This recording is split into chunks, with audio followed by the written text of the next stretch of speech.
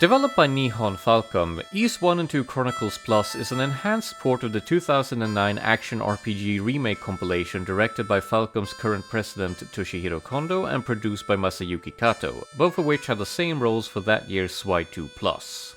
The latter having also produced the original versions of the games in the 1980s. This enhanced version of Ys 1 and 2 was published in the West by Xseed in 2013 and heralds back to 2001's Ys 1 and 2 Complete, an older compilation of Ys Eternal and Ys 2 Eternal, mostly differing in graphics from the modern compilation. 1998's Ys Eternal was directed by Tadashi Hayakawa of Sorcery and Forever fame, with supervision done by Falcom's then president Shinji Yamasaki. I haven't been able to confirm if Hayakawa also directed Ys 2 Eternal in 2000, but Yamasaki remained supervisor. Sidestepping the interesting Hudson Soft compilation from '89 on TurboGrafx CD, the original versions of Ys 1 and 2 from '87 and '88 were directed by Masaya Hashimoto after having worked on Legacy of the Wizard.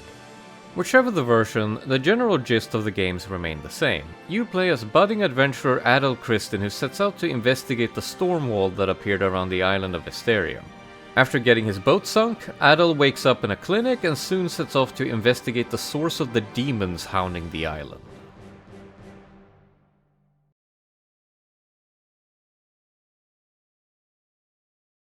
Nihon Falcom is one of the unsung heroes of the gaming industry. They remained small throughout the decades but endure to this day and output a steady supply of quality titles. My initial angle here was to position Ys as the origin of the action RPG, which is almost true, influential though it may be for the genre. Turns out there is a lot of nuance to the idea of an action RPG on early computers, so I highly recommend Samuel Messner's aptly named article on the matter. Since I will take literally any excuse to never talk about Hydlide, I instead decided to go for something more personal, namely why Ys Chronicles matters so much to me. Back in 2015, after I just built my first computer, I was randomly sold some Steam codes by a friend of mine. One of those codes happened to be for Ys Chronicles, which I then played for a little bit. I didn't beat it at the time and got distracted by other things my new computer could do, but the experience stuck with me, so I returned the following year and saw the games through. After I had done so, my soul was set alight with the need to make up for lost time and consume as many Ys games as humanly possible. This naturally spilled over into their other titles as well, which I also loved. Once I got my hands on Trails in the Sky in late 2016, the agreement was finalized and Falcom took partial custody of my soul. This being just a few years after From Software had nabbed the other half. In the decade since, as if responding to my amazing discovery, more and more publishers and fan translators put in the work to localize and port as much of Falcom's library as was viable. While it's been rocky at times, we have now arrived at the point where a shiny remake of Trails in the Sky is winning over the hearts of the people and the West is finally caught up to Falcom's modern library. I see this as a turning point, not unlike what Yakuza 0 achieved for its franchise, though naturally at a smaller scale. And that upsets me. When you have found this wonderful treasure hoard spanning decades worth of video games and then found the need to consume it in a fraction of the time, you naturally want to tell people about it. And let me tell you, lacking in cultural heft as they are, Falcom games are very difficult to recommend to people. I don't know if the well of weeb shit is simply too poisoned or if the artwork feels too generic for people to care, but it is a problem. Even I remember dismissing an admittedly expensive import copy of Ys Chronicles on PSP, so maybe they're just cursed. Though mostly sticking to the PC during the heyday of the PS1 and PS2 while the cultural weeb explosion happened certainly did them no favors. The dichotomy between the quality of the games versus their complete and utter lack of representation in the Western zeitgeist is quite maddening.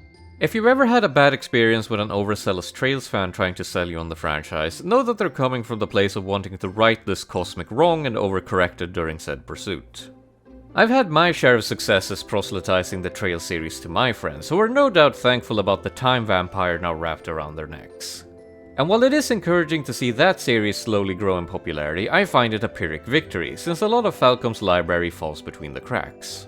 So instead of doing the smart thing and having this be a video telling you how pretty and amazing the Trails in the Sky remake is, I instead want to leverage Ys Chronicles as a way of establishing what Falcom is about and how we will talk about their games going forward. But before that, we need to discuss what a Japanese action role-playing game even is. Maya, help us.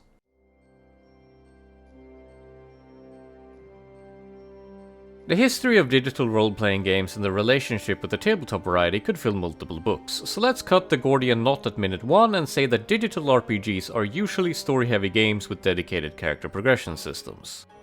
That's an incredibly broad definition that includes a staggering amount of games you'd be made fun of for ever calling RPGs, but this is the Archaeozoic big hole we find ourselves in. The Japanese school of RPG features a more authored and restrictive experience compared to the Western variety, something you can see clearly in Ys Chronicles as Adol's class, Swordsman, is on display in the stat overlay. This means the designer has already made the choice of picking a class before the game even began, which informs both the gameplay and the story they wanted to tell with the player insert character of Adol Christen. Someone whose valiant personality stands tall despite him barely speaking throughout the series. This invites the player to fill in the gaps and imagine how they would need to act in accordance with the responses you get from various characters, which is part of the very nebulous and immersive role-playing inherent in any video game with a distinct playable character. But that's a different kettle of fish. Helping the immersion along, the Ys series shies away from using instanced encounters for its action combat. This means every monster you run into has a place in the world and doesn't simply exist in the combat dimension like they would in a lot of turn-based RPGs of the era. This peels away a layer of abstraction which helps the game feel an ounce more real. That same methodology has also been applied to the game's characters, making for a rather enriching experience if you take your time with the narrative.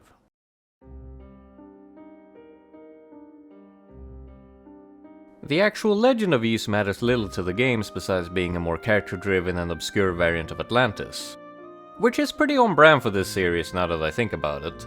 But the important thing is that there is a lost land out there to explore and learn about, which begins as soon as Adol wakes up from his first of many boating accidents.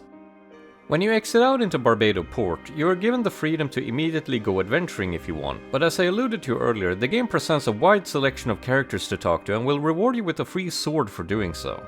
With about 15 minutes of socializing, you can get a good rundown on the situation in Asteria, learn its key locations and hear where to go next.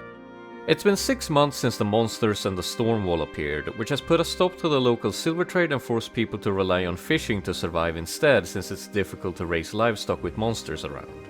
To deal with the monsters, a militia was established, but it's so understaffed that it's more of a coping mechanism than an actual defense force. The mining village Rastin has already been destroyed, and while it's allegedly safer in the town of Minea, communications have broken down, leaving people in the dark. Few want to leave their homes, and fewer still could hold their own against the monsters on the way, so all people are left with is this mounting sense of dread and isolation. The situation is dire and on the cusp of another disaster, but Adol arrived just in time for things to remain hopeful. As you can imagine, an unstoppable adventurer is just what these poor people need, so it's off to Minea to see its fortune teller for advice. She tells you to come back after getting fully equipped, which is the game again giving you the choice to ignore the people of Asteria in favor of going out to grind. But if you poke around for some quests, you can gain some easy money and experience alongside more background information. Instead of using the stick to make you care by forcing a bunch of dialogue on you, Falcom instead uses a hidden carrot that rewards your adventurous spirit, something which will be put to the test past the point of no return later on. Here in the moment you can meet the poet Rhea, who is one of many people who's had their silver stolen, a harmonica in her case. People think it's due to a bunch of thieves living in the nearby crater, chief among them being a man in a shimmering black cloak. You can also hear about a bunch of monster bats that destroyed Rastin and nest in the mine behind it, a scholar wanting to investigate a place called Darm Tower, something called Rhoda trees, and a legendary silver sword. All of this naturally comes up in the plot, but you are provided the opportunity to see how it all fits together beforehand. The plot truly begins when the fortune teller Sarah gives you the quest of collecting the 6 books of Ys which detail the land's disappearance, starting with the one located in the nearby Shrine of Solomon. As proof of your intentions, she hands you a crystal and sends you packing to her Aunt Jebba in Sepik Village, the last settlement of the game. Here's your final chance to get some information before the dungeon crawling takes over. The people of Sepik mostly worry about their anxious mayor who lets it slip that their silver bell has also been stolen. He blames the local thieves and would very much like it back before the monsters notice its protective sound is gone. The people in the village offer a bit more nuance, vouching for the morality of the thieves' leader, Goban, and wondering why they set up their hideout to block the way into Darm Tower. Confronting them about this has them deny stealing any of the silver, leaving you with the man in the black cape as your primary suspect. While outside, it's hard not to notice the giant crater, which seems quite artificial. A couple of the villagers let you know that Asteria used to be a bigger kingdom ruled by 2 goddesses who saved it from a cataclysm, something which seems connected to the crater. A third villager also spotted 2 statues of the goddesses down in the mine, both of which are now gone, seemingly an ill omen. This is all worth contemplating after you've gone to Jebba and collected the key to the shrine. Following your first bout of proper dungeon crawling, you eventually find a prisoner within the shrine, an amnesiac girl named Fina put there by the Caped Man. Adol swears to lead her somewhere safe, and she joins your party equipped with a golden pendant. Later on, Fina will look back at this moment as something truly special, but from the player's perspective, there really isn't much going on between the two, something I think we can chalk up to the original game's age. And while the remake did add an extra scene later on, here during your first impressions of the relationship, all you can find are some obscure Easter eggs that undermine the chivalrous fairy tale moment they're meant to be having. By exploring Fina's existence as a physical entity within the game's rules, you can discover that it's possible to shove her into a dead end, make her uncomfortable by bumping into her, and thus reveal her 3 sizes. Less audaciously, it's also possible to level her up by freezing an enemy in place and have her bump into it. As an exercise in taking bump combat to its logical conclusion, these are quirky additions, with one obviously being a lot more tasteless than the other. But if they were willing to change up this encounter so much, is it too much to ask that said additions bring the characters closer to each other? Once you've brought Fina back to Sepik and she collapses into the care of Jebba, there is actually one such addition if you go back to Barbato after having talked to the right people. There you will find the sleepwalking Luda Gemma, who can be saved from a monster attack and be brought back to his worried wife. Doing so lets you know he's chasing the voice of a girl in his dreams, causing his sleepwalking condition. Again, another optional piece of foreshadowing to engage with, even if there isn't a direct reward. It does give Fina the time to wake up and thank Adol though, but her mind is still a fog. After going back into the shrine for the Book of Ys, the plot suddenly kicks up a notch. You find out Sarah died off screen and left you with a second book and instructions to go explore the mine. Her aunt says it was her job to know of her own death and that she had made peace with that fact. Both of them are apparently descendants of Tova, one of the 6 priests of Ys who ruled the land alongside the goddesses. This being the explanation for Sarah's fortune-telling powers. At any rate, Jebba can translate the books of Ys in your possession, finally giving you a chance to learn some written lore. The first book is the most important as it gives you a hint of the duology's main theme. It speaks of something called Cleria created as a monument of prosperity. Naturally, this led to the birth of an unstoppable demonic horde which seemingly razed both Ys and the neighboring land of Silseda to the ground. The second book underlines the importance of the goddesses as they manage to heal the land of Ys and will be able to continue to bless the land unless they become lost. Which, going by the missing statues in the mine, they are. On a lighter note, Fina is up and about hanging out with the villagers being as happy as can be. This is the scene I mentioned earlier, which I believe is an addition from Ys Eternal that helps ground her relationship with the people and explain her affinity for Adol even if they don't do much together. She later mentions that he took her hand to lead her from prison and taught her courage, which is something I think deserved artwork more than this scene at the pier. During an excursion into the mine, you find Rhea's silver harmonica. Giving it back has her play you a song in one of the game's most memorable scenes.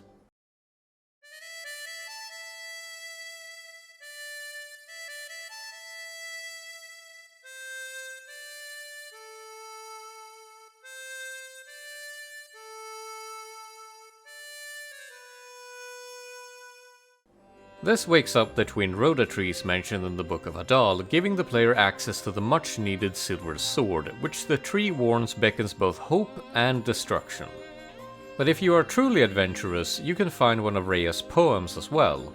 Presenting it to her has her read it as Adol walks away, at which point she calls out to Fina in a mysterious way. She laments that Fina's dream cannot continue forever as they both have their roles to play. The exact meaning of those words won't make sense for a while, but it does establish the blatant connection their hair color implies. The boss of the mine is the source of the bats that destroyed Rastin, and it gives way to the third Book of Ys. But again, if you do more than the bare essentials, you find the room with the missing statues and a locked door. Something that also won't make sense for a while. The third book speaks of the disaster in more detail, blaming the Cleria which they sealed within the ground to stave off the demons. And with these books and all silver equipment gathered, the stage is set for the game's lopsided climax. The rest of the books and the entire game is within Darm Tower. I've heard that this entire part of the game is a byproduct of the original Ys 1 being split in two and needing more content for the resulting version that we got. Though the game is admittedly very short, never before have I played something where such a large part of it is simply Final Dungeon. Adds some unique flavor at the very least, but let's get back to the story. Following some steadfast exploration, Adol eventually falls into a teleportation trap that robs him of all his silver, proving that he is on the right track. Ludogema is also there, claiming to have sleepwalked all the way in here without dying. Before you can even begin to question how ludicrous that is, an important character makes his entrance. How? Why? Dogi does not know, and Dogi does not ask. All he does is look for loot and smash through walls like it's the most natural thing in the world. Him and Adol quickly become friends, but that's not important right now. What is important is to track down the scholar Raba and give him his invisibility idol back. In return, he gives some historical context for Ys, mentioning how it was renowned for a silver-like metal and simply disappeared at some point. According to his guesses, a storm wall appeared back then too, and monsters killed off half the population. Meanwhile, the monsters also built Darm Tower, and as soon as it was completed, they were gone. But now the threat is back, presumably orchestrated by the Caped Man. Luda, Dogi and Raba help you with the puzzles needed to recover your silver equipment and find 2 more books throughout the tower, but the story doesn't move forward until you breach Rados' annex to rescue the girl locked up in there. At which point you're hit with a curveball after getting a good look at the twin moons, reinforcing the theme of duality seen across Asteria. Rhea decided to take action and get herself captured to catch up to Adol in order to give him a monocle for reading the remaining books and tell him about the Caped Man. Dark fact. She doesn't actually tell you much, but she does reveal that his cape has a lining made of the magical and silvery metal Cleria. Without a weapon made of the same material, he cannot be harmed. The 4th book speaks of the event that drove Ys to disappear and the promise of something called a guide. The 5th describes someone who commanded the demons and the disappearance of the goddesses. It's also what's needed for Luda to cough up the amulet needed to lay claim to the final book. According to Luda, he who collects all 6 will be able to bring peace to Asteria. To do so, you must defeat Dark Fact, who gives you an incredibly terse 8 sentences before the final boss fight begins.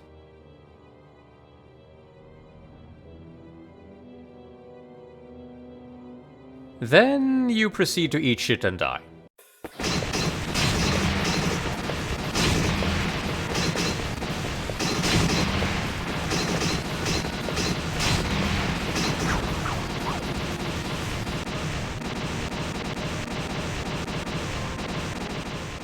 Character progression up to this point has been a very simplistic process of making numbers bigger, so this comes as quite a surprise.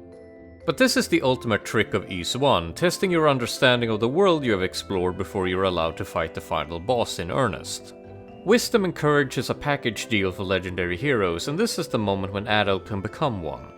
In lieu of me telling you the solution, please give it up for the blabbermouth version of Dark Fact in the TurboGrafx CD version, as portrayed by the ever-talented Michael Bell. I know you are searching for the secrets contained within the books, and you have done well so far. I am impressed by your daring ambition, but of course you are still defenseless against my superior powers. The name Dark Fact will be the scourge of all men to come. Oh, you are brave, but you are also a fool. You have no chance without the protection of the silver equipment. Knave, prepare to die! To beat the game, you as the player representing Adol's cunning must realize that all the silver you've seen and heard of all game was, and always had been, Cleria. Meaning all of this began with its excavation in Rastin Mine, something that ties neatly into the backstory of Dark Fact. Which the game does not tell you. Instead, you have to peruse the manual of the PSP version for said lore tidbit, which I believe originated in the anime adaptation. All of a sudden, our villain has an actual motivation, and a damn good one to boot. Here we again see the main theme come into focus, which can be taken as a metaphor for metallurgy and its positive and negative impact on society, being both a source of tools and weapons. Isn't it just lovely that the most power metal of all JRPGs is, in fact, themed around the power of metal? I love video games. While it makes sense for him to not spout his backstory at you, it's a crying shame that so many will play through the game never knowing what his deal is. But the confusion has only begun, as after reading the final book, Adol gets crowned guide by the 6 of them, and this happens, leading into the ending of Ys 1.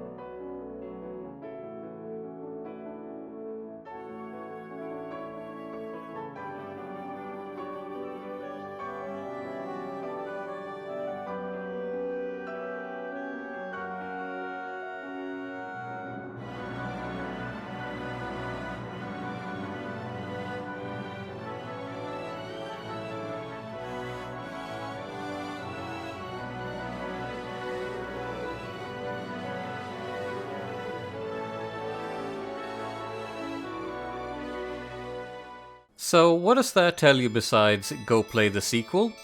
Not much, which when combined with the sudden confrontation with Darkfang leaves the climactic cliffhanger a bit limp.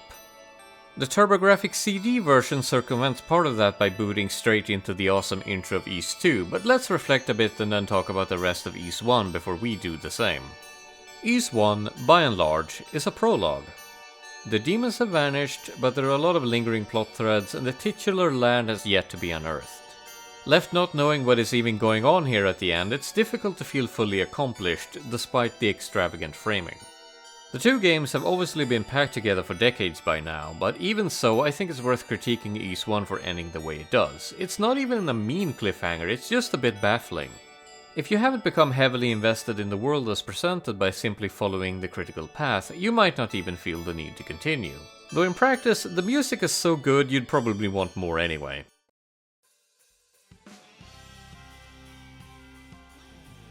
There is much to be said about Falcom's sound team JDK, but I'm not really in a position to do that. It's a music group with a storied history filled with more names than I can commit to memory.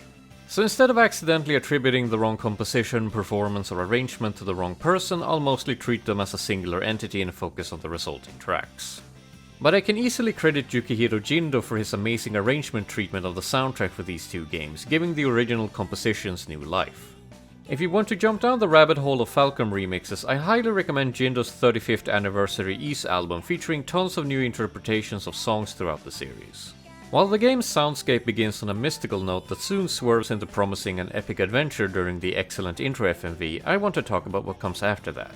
With the lineage of this most recent version of the game being what it is, the presentation ends up in a delightfully strange place. While they have been catching up as of late, Falcom usually stays behind the curve on graphics, often releasing games with the look and vibe of something from a console generation back.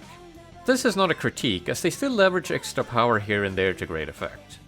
This results in Ys Chronicles looking like the impossible ideal form of a sprite-based PlayStation game. Think of how you would want Beyond the Beyond to look outside of combat, and this game basically achieves that with its detailed sprite work and fancy visual effects.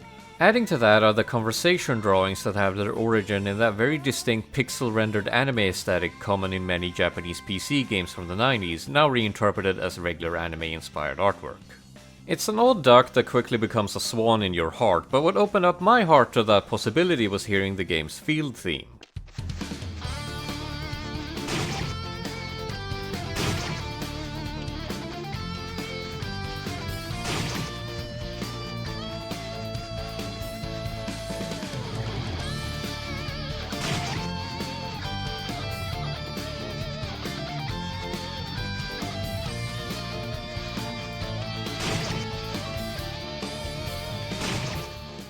The song just hits you in the chest with adventure, and then you're living in the land where electric guitars reign.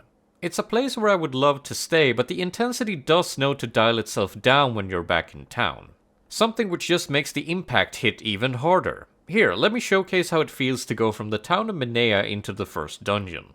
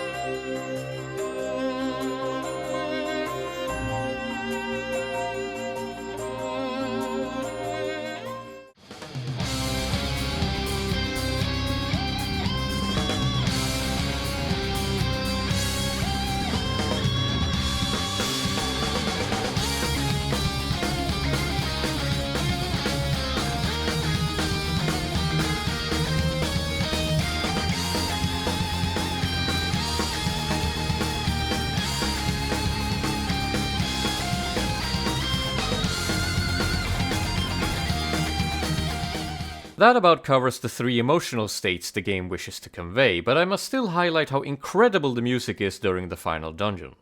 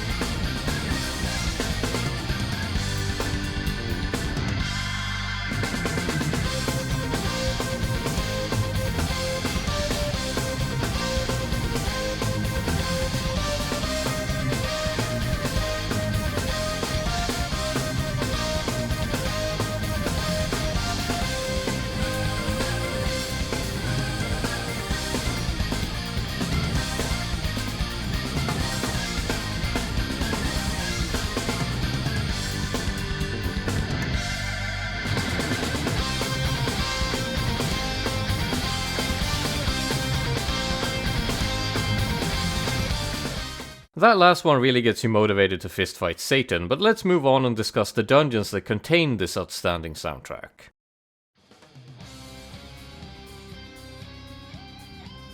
Being almost a sister game to the first Legend of Zelda, Ys 1 has a similar structure of a giant overworld connecting a bunch of dungeons.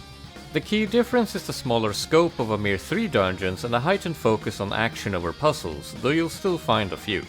Starting out, you'll be running around the open fields of Hysteria while getting used to combat. It's not terribly interesting mechanically, but the music carries the experience. And it is important to get a feel for things before you delve down into the first dungeon and can no longer heal by standing still. What always stands out to me about early Ys games is how barren and focused they are when it comes to treasure.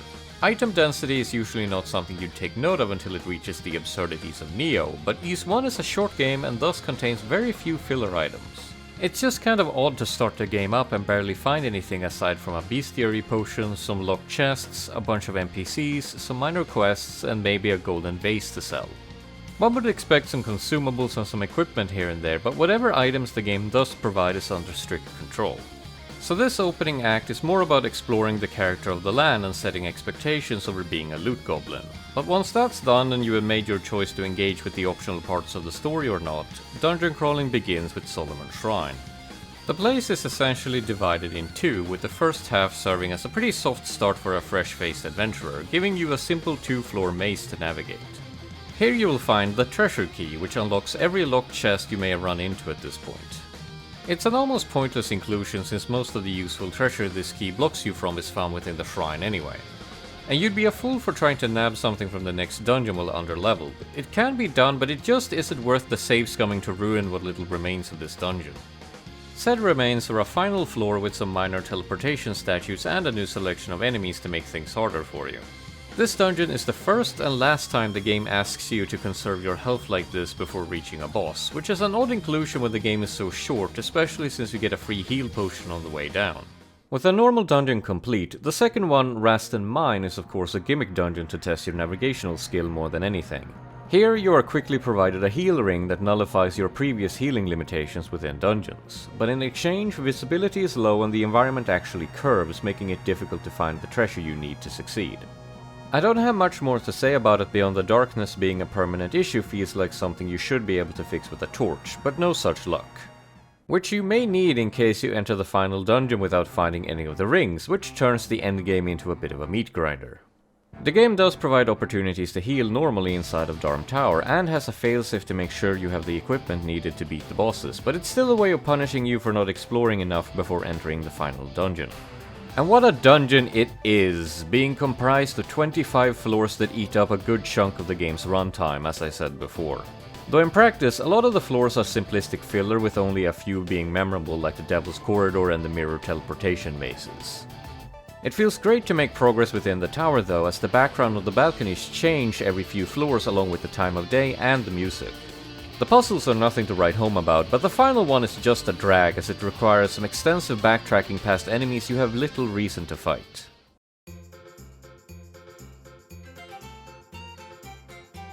In Vogue with the small scope of Ys 1, the progression systems are compressed to such a degree that it feels downright novel to become as strong as you do this quickly.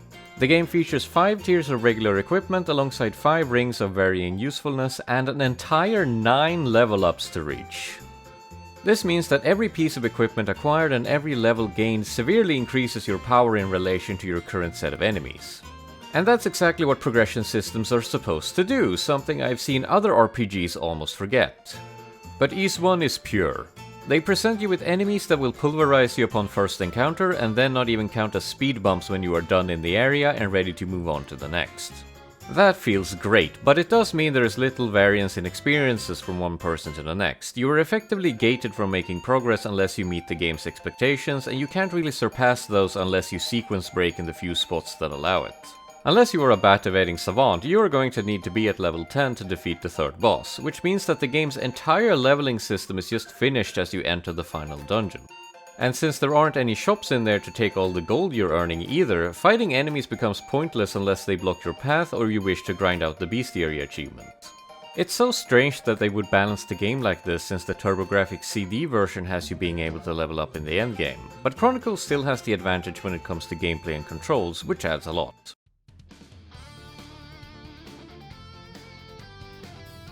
The bump combat system of Ys is somewhat infamous, but given how rare it is within its own series and how novel it is once you get accustomed to it, I just find it a neat compromise of design.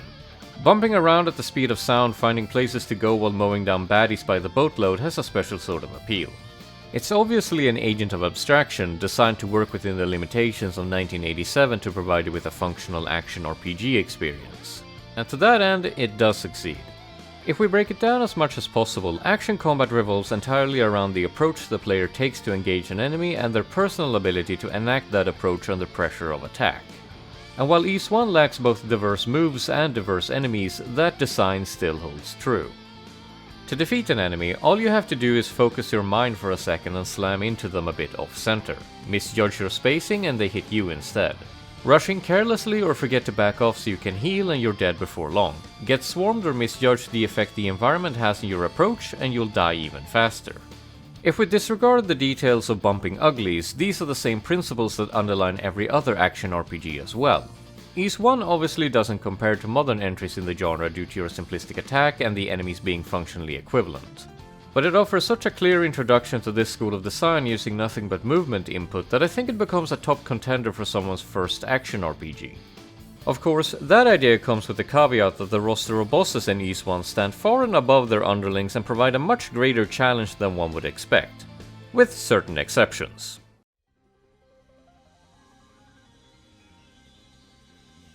There are only 7 bosses in Ys 1, so we can easily pick them apart in sequence and see how they differ from normal grunts. The first one is Genocres, who is a very mystifying choice for a first boss encounter. He never attacks you directly, instead deciding to fuel a bunch of magical flamethrowers while teleporting around. You are completely safe if you stand away from the flames, but actually landing hits on the bastard is an exercise in pattern recognition and a lot of patience. While there is mastery to be had, it still feels like most of it is up to having enough luck for the two patterns to intersect to your benefit. I've never liked fighting the guy, and I get the feeling he puts off a fair few people trying to play the game since it takes a lot of punishment unless you really stop to grind. I suppose he acts as a bit of a gatekeeper to make sure you understand the value of raw stats, but he wouldn't be at the top of my list for an introductory boss. Nigtilger is much more in line with my expectations, as he is unable to harm you as long as you keep moving and requires the correct angle of attack, just like normal enemies. But due to the advent of diagonal movement in this version, he ends up being a pushover. Actual nightmare on TurboGrafx CD though, I'll tell you that for free. Same goes for Vagulion, but he is still a threat in Chronicles. The entire fight is spatial awareness combined with reaction speed and kiting, but even at max possible power, the fight just takes forever. This is where I wish the rings actually affected bosses, because the choice between extra defense or extra attack would give the player some much needed role-playing agency in a fight that feels incredibly random. Pictimos is our second victim of the improved controls, as his simple pattern combined with your ability to do combo damage means he can barely hurt you after what you've been through so far. He ends up being my favorite fight in the game on TurboGrafx CD though, as the more complex pattern makes for a harrowing but fair fight. The same cannot be said for Consklard in either version.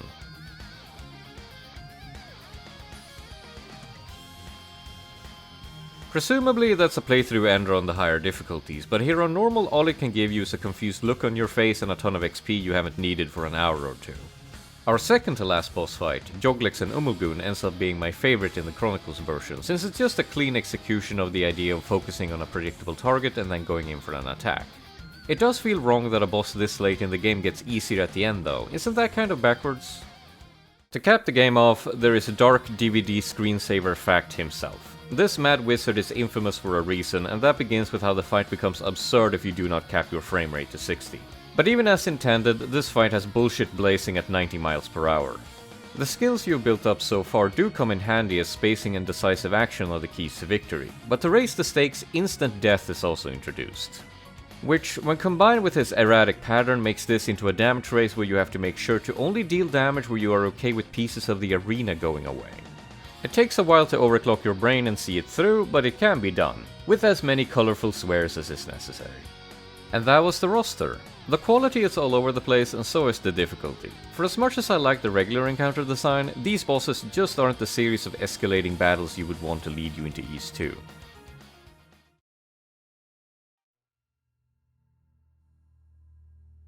Ys 2 opens with an ominous discussion between the real bad guys of this duology, who are severely underestimating the strength of the red-headed murder child rapidly approaching their location.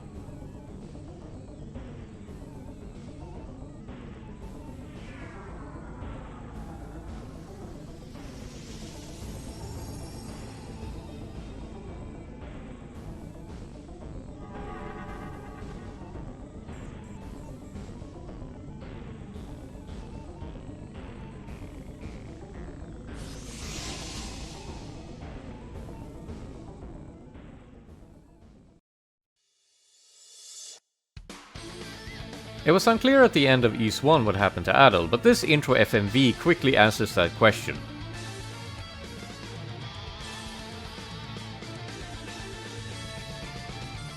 He got shot into the sky with magic onto the floating land of Ys.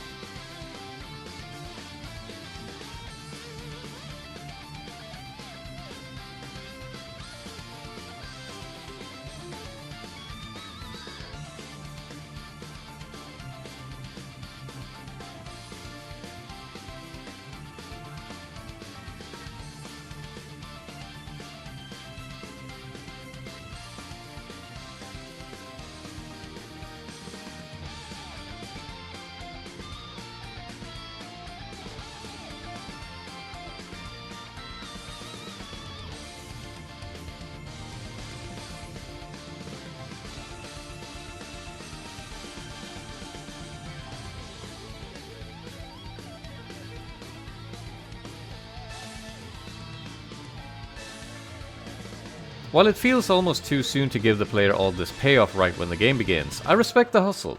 It's a good hook, feels rewarding, and sets expectations going forward since we know we're up for something mystical. When Adol lands, he is met by Lilia of Lance Village, who had a premonition that he would come. Adol then collapses and we find ourselves in familiar circumstances. Falcom loves using direct sequels like this as a way of resetting the stakes in order to build them up even further, and Ys 2 is a great example of the practice. While we have obviously been reset to level 1 with no equipment, we are no longer strangers to the plight of Esteria, and thus there is only one village to explore before it's time to hit up some dungeons in this bigger sequel. Lilia's mother Banoa gives you a brief rundown, expressing surprise over you not being familiar with Ys, but much like on the surface, demons are making life hell for people and has put a stop to mining and herb collecting efforts in Rastini Mine. A name that sounds so similar to Rastin Mine that one has to assume the two were connected before Ys took flight 700 years ago. Banoa tasks you with delivering a letter to Dr. Flair, who has a local clinic. Turns out that Lilia has a lethal disease that she doesn't even know about, and Flair is the only one who can cure it. But he is stuck down in the mine, which is all Adol needs as an excuse to go exploring. It's a very simple setup, but it shows what a difference someone of Adol's nature can make in such trying times, which is what you want out of a self-insert adventure story.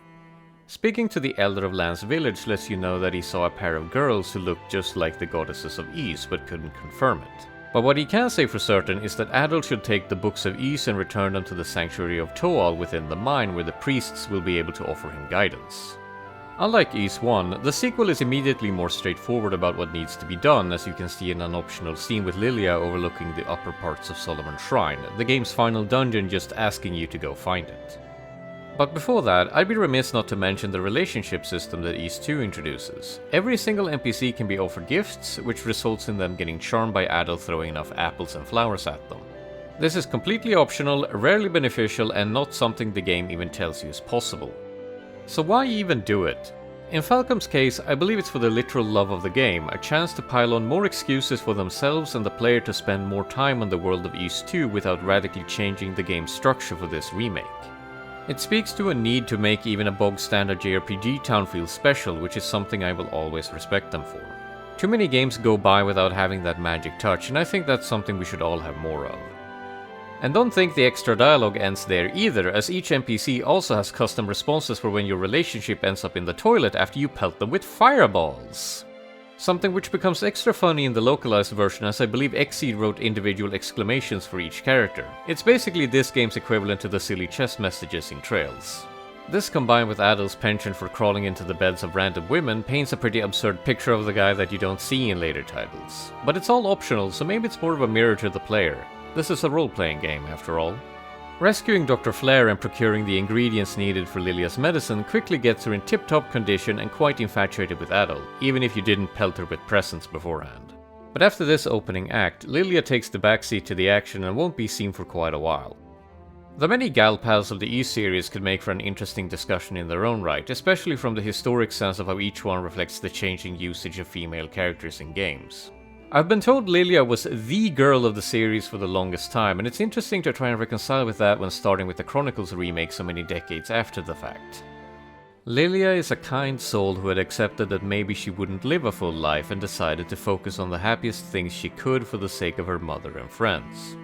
There is great strength in that, but this just isn't the story to leverage it, as Lilia later falls into the mold you would expect for a female character of the late 80s.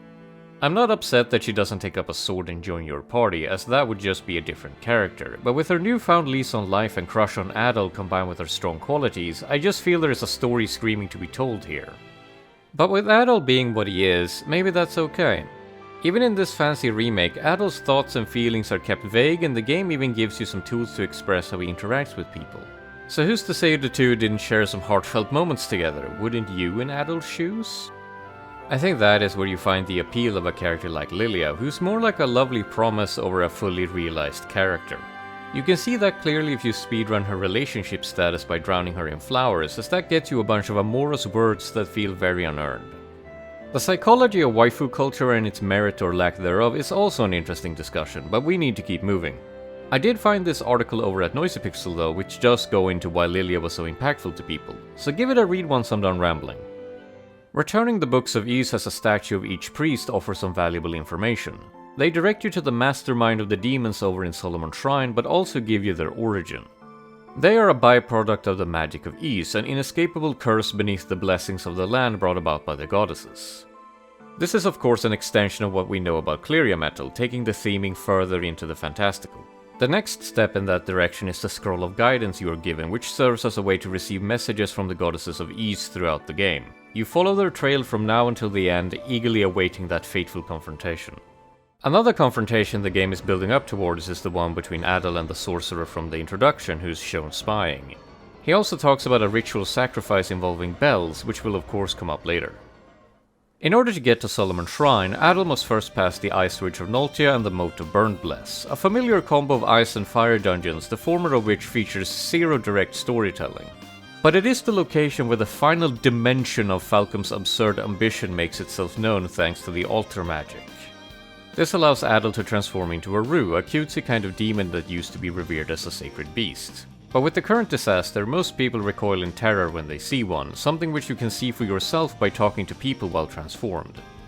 For those not keeping track, that means there are 4 sets of dialogue per NPC. Their normal dialogue, which changes as you progress, their gift dialogue, their fireball dialogue, and now Rue dialogue. That's already insane, but it doesn't stop there. Since you transform into a demon, you can now talk to enemies as well. And when I say enemies, what I mean is that every single enemy has its own unique dialogue. Every single one, no matter what or where. You can even go back through the mine and spend 10 minutes learning what went through the heads of the demons you turned into red mist earlier. Exeed took this opportunity to insert some very goofy stuff, which gives this entire optional side of the game a very comedic tint, just like pelting villagers with fireballs does. It's not all jokes though, as they provide some useful hints here and there, and one of them in the Ice Rage even mentions seeing a girl caught by a flying demon. This, combined with the knowledge that Lilia left to pursue Adel, doesn't leave much to the imagination. No idea what she wanted to accomplish beyond seeing him again, as this is one of many things in the narrative that just happens off screen. Which is weird, as unlike Ys 1, a fair few scenes are actually shown outside of Adel's perspective. Something tells me that the scenario writers felt only so much could be added to the story without remaking the entire thing, but I would have appreciated some extra scenes here and there to tie the climax of the story together more. To get there means besting Burnbless, beginning with exploring the aptly named Colony of Lava. Adel gets an ironically cold reception from the people there and cannot proceed due to a broken bridge. Very classical. But the people and monsters around here do let it slip what's going on if you transform.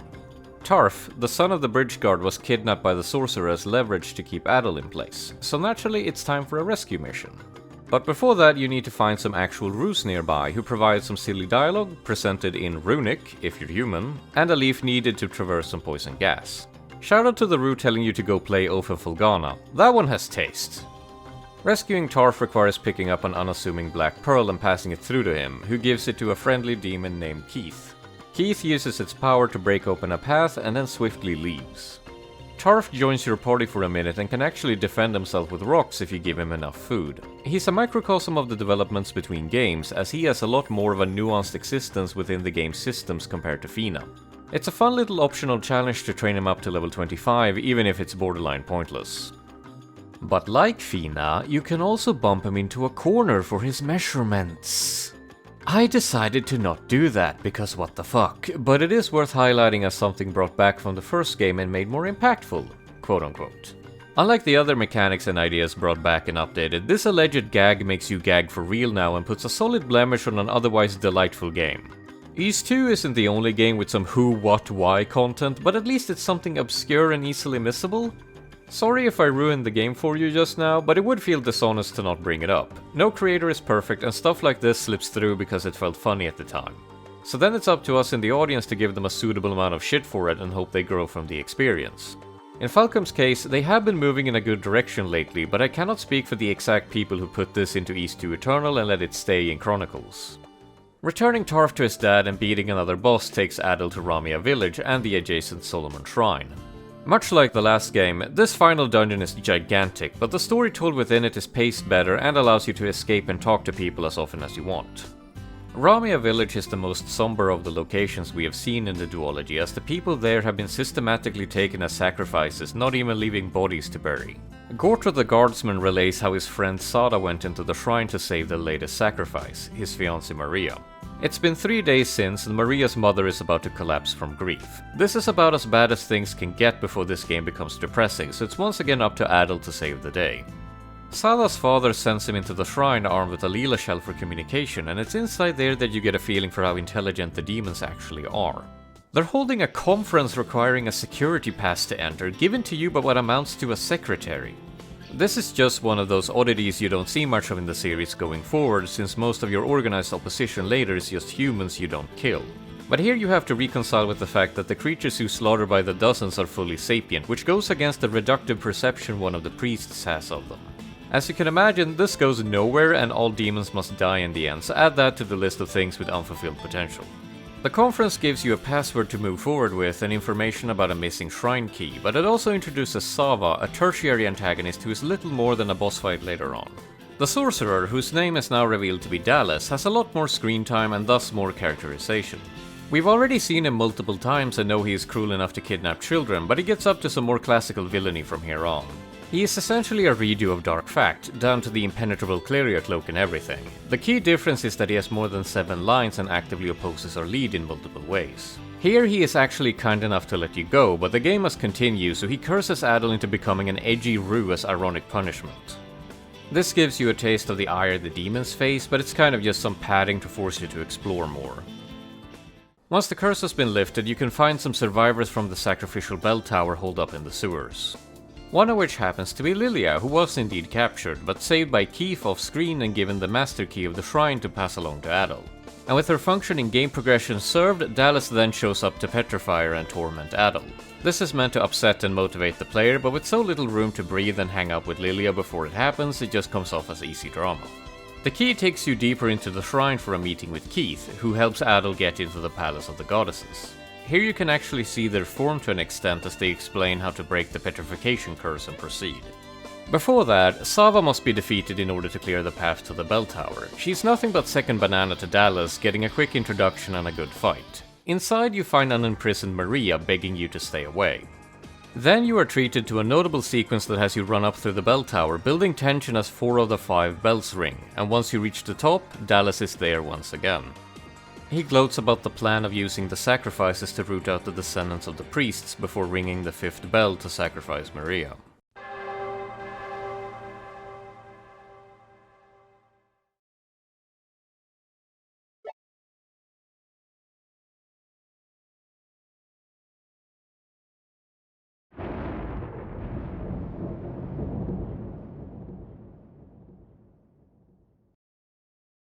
Once it is done, he tells you to reflect on your inadequacies and powerlessness before teleporting away. Despite Maria being introduced moments beforehand, the framing of this moment hits much harder than the one for Lilia, to the point where I have to ask why we needed 2 of these scenes to begin with and why they're so close together. It does build up to the confrontation with Dallas quite well, but some more variety would have helped. You're given a few minutes to contemplate everything as you walk back down the bell tower in order to pick up the idol for the counterspell. The game allowing you to look at Maria's body before you leave says everything that needs to be said. But after this dramatic turn of events, it's time for some fetch questing, which barely pulls its weight in the narrative. The goddesses ask you to combine the idol with the black pearl that Tarf had. He has arrived in Ramia village, but through an almost comedic series of events, he lost the pearl which Dallas found and then took to the conference room. Insert Naked Gun coin clip here. Throughout this silly chase, the demons imply that the pearl is of vital importance, but don't give you more details. The goddesses, however, do tell you that they've called on the descendants of the priests to convene in the ancient Court of Ys. And you will join them, as soon as you walk all the way back up the bell tower to get rid of the petrification spell. Which is of course just an excuse to make you notice that Maria's body has disappeared. Back in the sewer, Lilia has gone missing again, being guided by the goddesses, but you're not far behind as one of the miners give you a golden pendant, seemingly identical to the one Fina had in Ys 1. With this, you can enter the core of the soon-to-be grounded Ys and go finish the adventure. But that's only after one more bout of backtracking to find the now unpetrified Sada, who gives you his Cleria sword after the news of Maria's demise hits him. His father is happy to have him back at least and gives you a matching set of Cleria armor. As the climax is revving up, I will take the opportunity to bemoan the fact that we don't get an FMV showing the descent of Ys. If you're not paying attention, you might not even realize it's happening since the reason why isn't elaborated upon. Only if you backtrack at the last possible moment can you actually see where it lands. I hadn't even thought to do it until just now, it's so easy to get swept up in the climax. Things naturally begin escalating with your showdown against Dallas, who sadly doesn't live up to his own hype. You only get 3 lines out of the guy, one of which tells you he's immune to magic during the boss fight. It's such a shame that the poster boy of the villain roster would fall to the exact same folly as Darkfact did, despite being a more developed character. Though given the guy's role in Ys origin, I get the feeling the then current Ys team also felt unsatisfied with this depiction. Once he goes down, you get to take an atmospheric and briskly paced run through the core of Ys, which is weirdly bereft of enemies for a final dungeon of sorts. But you do run into Tarf, who is inexplicably here. Stranger still is a now breathing Maria who was brought here by Keith after she collapsed. He really puts in a lot of off-screen legwork to make this plot function. Maria's bracelet apparently protected her, but this is no time to tarry with details, as Keith shows up to tell you that the goddesses are just up ahead past Gordo. But before getting to the goddesses, you run into Lilia for the last time, where she basically says that she was drawn here and needed to be useful, and then she was here before she knew it, and that's it. While she did receive a direct blessing in the form of a ring from the goddesses to keep her safe and then pass on to Adol, can you tell from my summary just how messy all of this is? Characters just appear and things happen all at once, and before you can process the progression of the plot, something else gets thrown at you instead. Obviously, we're dealing with a rather fateful remake of a game from 1988, so this cruft is to be expected, and I don't mind it that much. But don't think I'll let go of them keeping Lilia as nothing more than a pack mule for key items that gets leverage for cheap tension. And I say this seconds after Maria's more impactful death was revealed to be fake, which somehow upsets me less. But in the game's defense, all of these haphazard plot developments do lead into a gratifying conclusion that pays off most of what has been set up across the two games. It begins with your arrival in Vagulian's boss arena from Ys 1, signifying that Ys has landed on the ground and reconnected the pieces of Solomon's Shrine. And if you remember, there was a door just beyond here meant to be adorned by statues of the goddesses.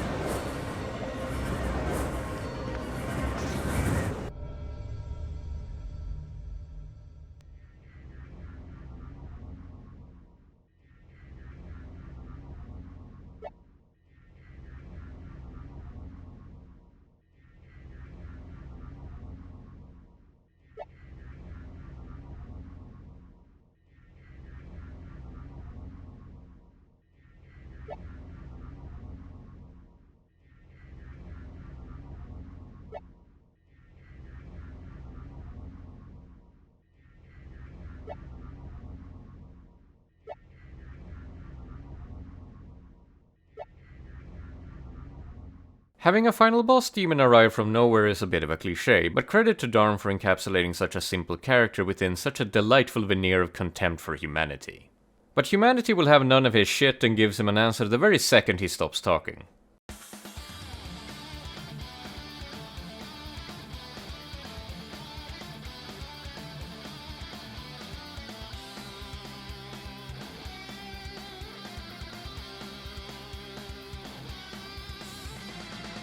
This is the good stuff right here. Not only do Gobon and Luda show up from nowhere with the Cleria shield, but you get to use Rhea's harmonica to dispel Darm's curse using the very tunes that began the adventure.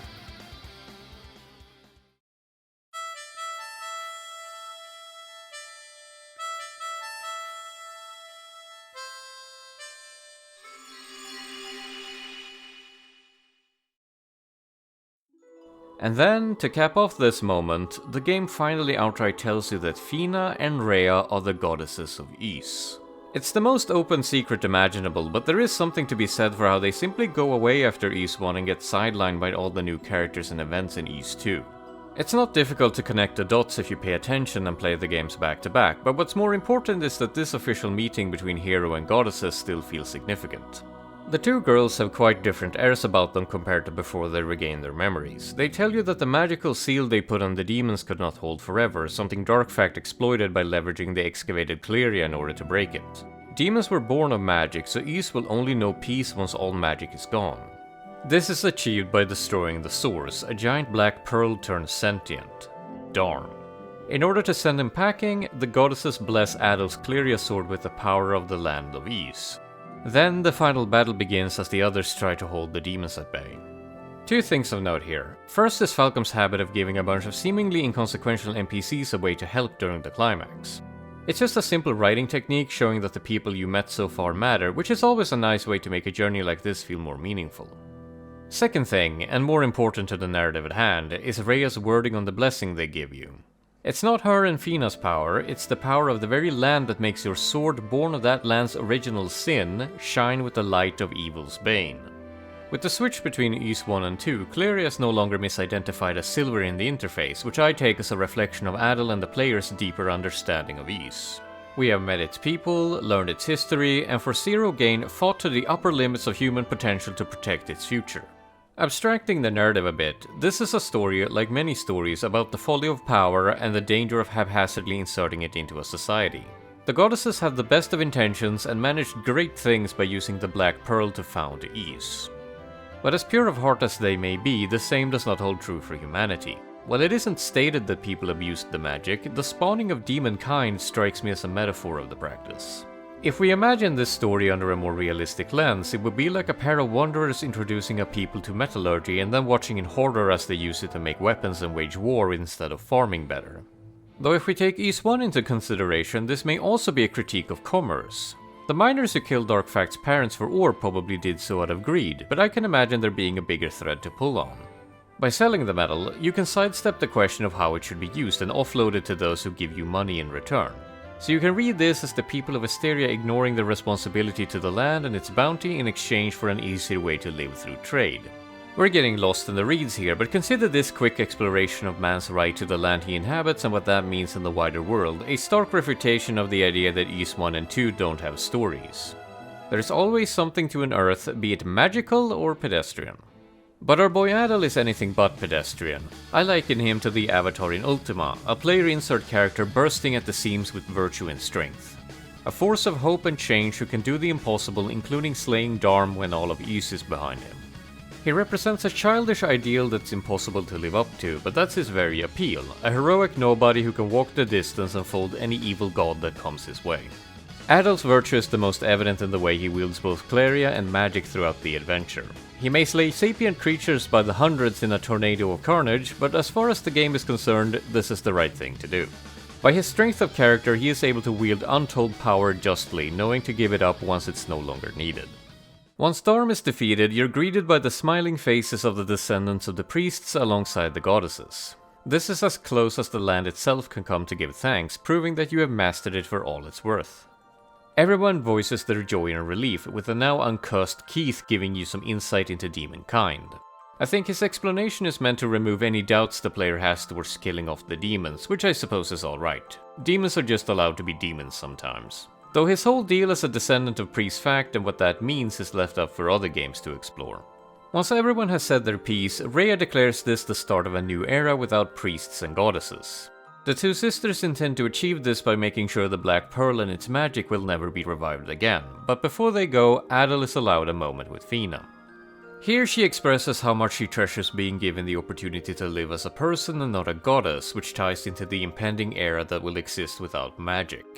The tragedy, which Rhea hinted at in Ys 1, is that she won't be able to spend it with Adol. For as much as I find the relationship lacking, Fina's sincerity makes the moment work. Said moment is then blown to pieces by the delightfully upbeat credits epilogue showing everyone meeting up back in the villages of Ys. Once the game has established that Lilia doesn't even manage to get a hug from the weirdly stoic-faced Adol, we awkwardly cut to the ultimate fate of the goddesses, showing them in stasis with the Black Pearl. Then the game cuts back in the same scene and shows a slow build-up to them with more appropriate music, ending the game on the same mystical note that Ys 1 began on with its iconic title screen. Bit of a fumble in direction right there at the end, but despite some oddities, I ended the game fully satisfied with a renewed love for the series and Falcom's library in general. And while this ending accounts for a lot of that, the other parts of Ys 2 hold a place in my heart as well.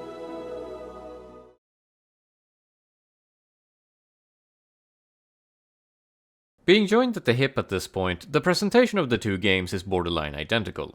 Ys 2's only graphical addition are a pair of visual effects that add to the lovely pseudo-PS1 aesthetic, which I of course adore. But the music comes in fresh, following the tone set by the first game by having a mysterious title theme that gives way to the equally excellent intro followed by a more casual village theme.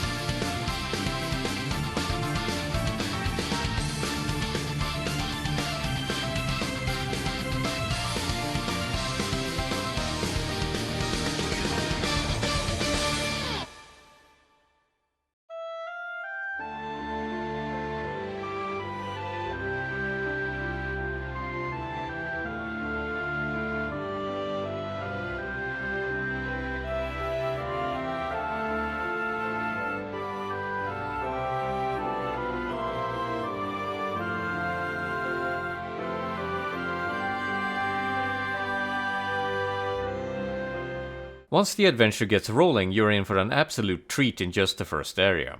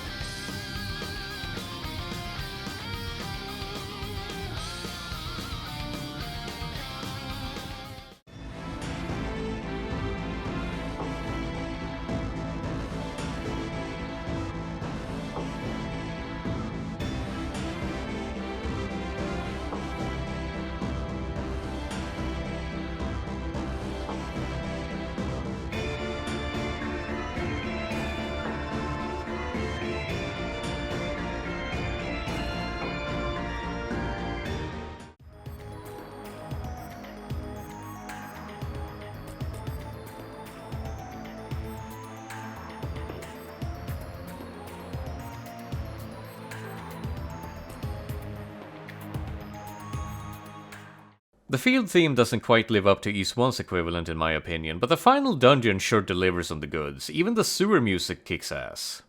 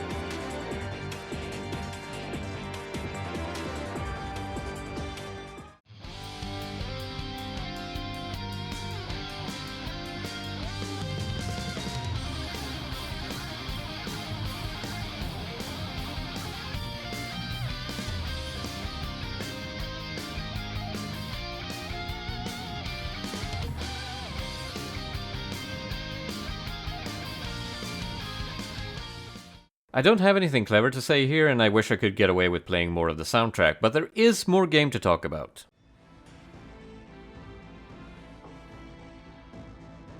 A bigger game calls for a bigger world, and Ys 2 has an entire extra dungeon to its name compared to Ys 1. Given the tighter focus and established stakes, it should come as no surprise that your tutorial field this time around is a lot smaller and quickly gets you back into a dungeon. Dungeon number 1 is comprised of two intermingling parts, the Sanctuary of Toal and Rastini Mine. The Sanctuary, as the name implies, is where you can rest, but Ys 2 also introduces a wide selection of minor healing items to complete the task. I prefer this to the singular healing potion you can carry in Ys 1, as there are more interesting choices to be made compared to just saving your full heal for the boss. Though the items in question aren't rare or expensive enough to really make you second guess your spending. The mine is where progress happens, since you can only reach the various floors of the Sanctuary that way and complete your quest.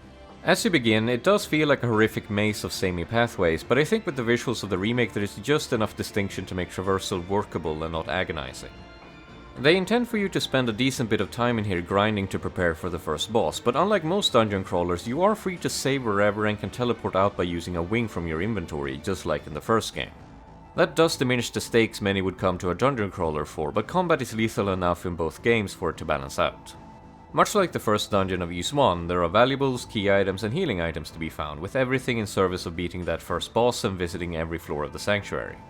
But unlike Ys 1, magic has also been introduced, and you get 3 of the game's 6 spells here. Fire magic and teleportation magic is pretty self-explanatory, and the former will get its moment in the spotlight soon. So that leaves me with the third, light magic. Something with a use case so niche it might as well not exist. Coming from Ys 1, you would expect some part of the mine here to be debilitatingly dark, but nope, this chunk of the mountain had all the luminescent rocks in it. So the main usage of the light spell is to help you find a couple of hidden passages. And when I say a couple, I mean 2, situated in the very room you find the light spell in. Maybe I missed one somewhere, but I think the scope of the game is so small that they didn't build the dungeons on the principle of you getting a wider and wider selection of tools that see constant use. Besides your bread and butter spells, a lot of spells and items are only used once or maybe a few times. The light spell, for example, reveals an item in the final dungeon, but that's all you truly need it for. Positioning the first two Ys games as introductory RPGs laying the foundation for the genre to come, this is quite alright. But it does mean that there is very little reason to even think about what to use your gigantic pool of magic points on, since you always have what you need. But not every RPG is concerned with resource management, as you're no doubt aware. Dungeon number 2, the Ice Ridge of Noltea, works on similar principles as the mine does, but despite not being in the dark, it is actually harder to navigate as there aren't as many distinct rooms to help you build up a mental map. So it's a lot of back and forth, even with an optimized route. I hate one-way paths looping you around as much as the next guy, but here they do at least give way once you discover the stone shoes. Here is also where you lay claim to the altar magic, which completely changes the way you approach exploration. With his fluffy disposition on full display, Adol can no longer be harmed by any of the monsters in the game. You'd think this would incur a hefty MP cost, but nope, you can make laps around places before you're even close to running out. I think this is the final statement on the game's intended difficulty. The gameplay is there and fun in its own right, but you should still focus on exploring the land, talking to people and learning things. Something which is rewarded here is you can find monsters talking about a hidden spirit cape, which is this game's heal ring. Ys 2 is fully beatable without it, something I learned playing through the TurboGrafx CD version recently. But being able to stand still and heal wherever you are is such a monstrous boon that you'll only die from overconfidence or being underleveled in a boss fight. Again, it makes for a rather pleasant adventure, but you can see how other developers saw this and decided to be a lot meaner about how dungeons are meant to be traversed. Speaking of traversal, the moat of Burned Bless is essentially a straight line with a minor offshoot and a single optional valuable. This is a plot dungeon more than anything else, meant to introduce some new characters and teach you about the main antagonist. If we're talking strictly dungeoneering, then this one is a dud, but you may look back at this momentary reprieve fondly after having spent hours getting lost in the final dungeon. Solomon Shrine is big. Very big. Much bigger than the piece of it you explore in Ys 1. With the addition of Ramia Village next to it, it might as well be a standalone game, even more so than Darm Tower.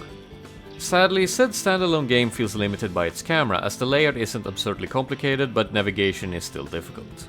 Each area is multiple screens big, with tons of open space that eventually leads to stairs, bridges, and pathways under those bridges, all of which connect 1 to 3 floors of shrine as well as an underwater canal. Landmarks are few, so you're better off using the local enemy types to know where you are.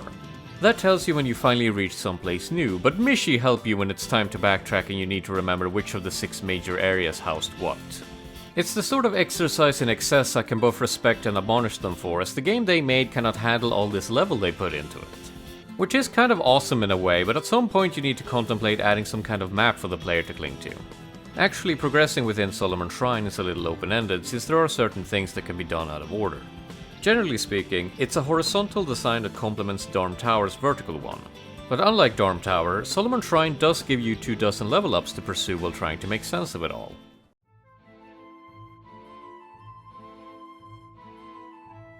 In prime sequel fashion, Ys 2 robs you of all your levels and equipment, which wasn't a lot in the first place to be fair. But even with this being a direct continuation, Falcom managed to address some problems. The first is the leveling system, which has been overhauled into being a much more gradual experience. You gain about 5 times as many level ups, making the sliding scale of difficulty much less drastic, though getting a level up still feels significant. Like before, you are limited by what equipment you can find or purchase, but you can get away with being much weaker or stronger than intended, thus making each playthrough a tad more personalized.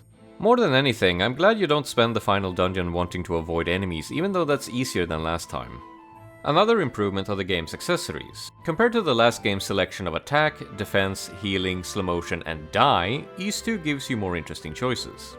Healing is still important, but 3 of the remaining ones change up your abilities in fun ways.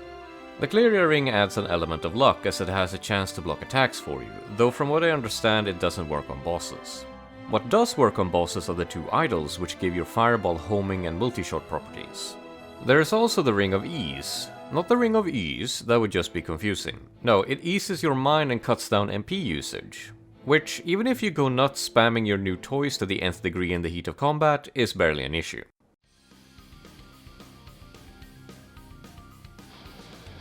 The bump combat of Ys 2 uses the same base as Ys 1, but comes with some important changes that makes it more pleasant. The big one is that if you land a perfect diagonal attack, you can fully stunlock any enemy of your choosing. This is in contrast to the looser hit-and-run nature of Ys 1. To balance out this newfound power, enemies have actual attacks now, but aside from the rare magical projectiles, this is a non-issue. So even more than before, taking damage is a result of greed and bad judgment. If you take the moment to align your hits, you are borderline indestructible, which feels pretty apt for the legend you become on this adventure. Adding to that legend is the magic system, which is comprised of a singular fireball spell as far as offensive options are concerned. An odd thing about it is that it has a pseudo-stamina system that limits your ability to spam according to your remaining MP. It's a neat idea, but in regular combat I barely use it, so the intended punishment of lower DPS after sustained use simply doesn't come into play. This is because the diagonal movement introduced in this version fixes the control issues I believe the fireball was meant to be a band-aid for. I say that since I used it a lot more on TurboGrafx CD, where mobility can't be taken for granted. Later on you also get Time Magic, which is a refillable version of the time stop mirrors from Ys 1, both of which are barely worth mentioning. It's a fun spell, but not worth the MP cost, and certainly not what will get you through this game's boss fights.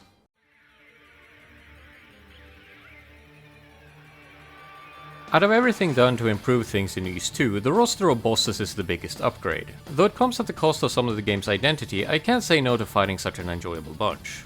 As you begin fighting the first one, you'll notice why I say this. Velagundr and the next 4 bosses aren't fought with your sword, instead you fight them with magic.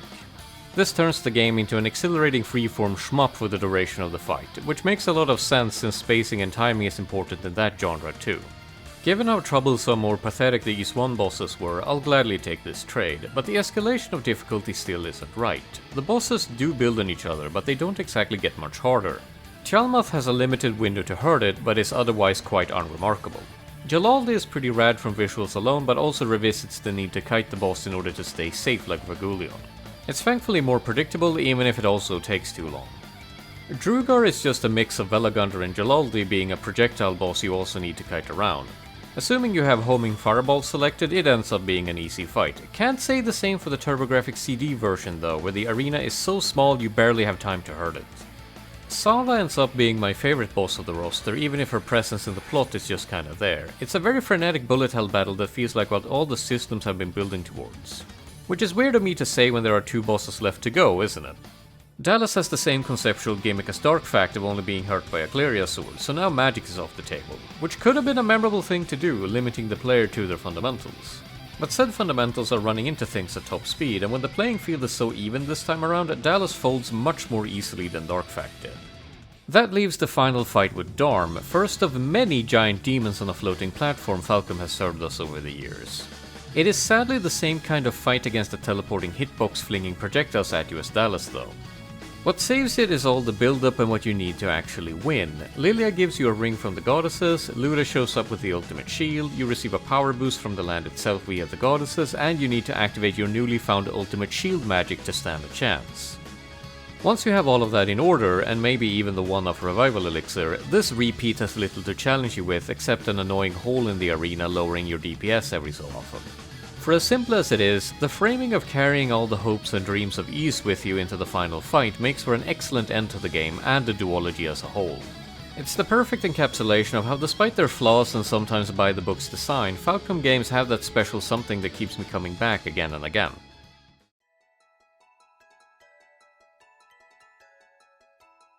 When I decided to return to Ys 1 and 2 Chronicles Plus for this endeavor, I simply knew this had to be the one. The first RPG to analyze in my characteristic fashion, but more importantly, the first Falcom game as well. But as much as it shames me to admit it, I wouldn't have been able to tell you why it had to be when I made the choice.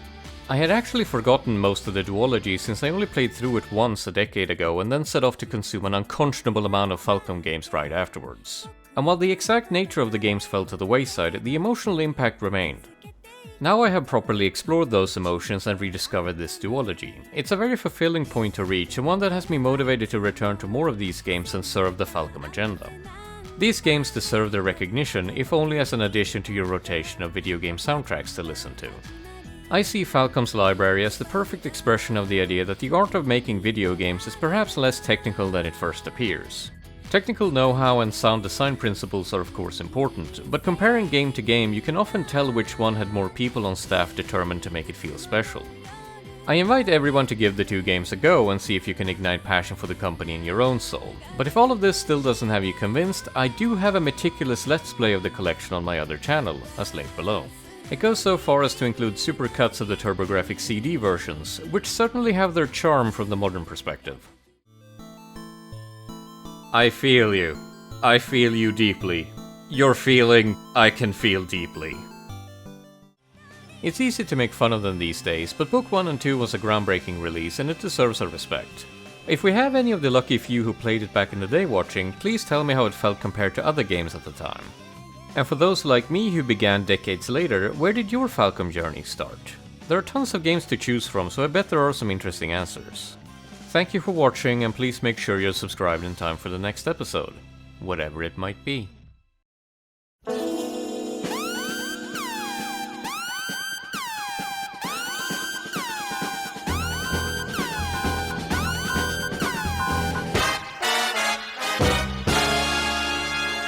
Sandwich make me strong!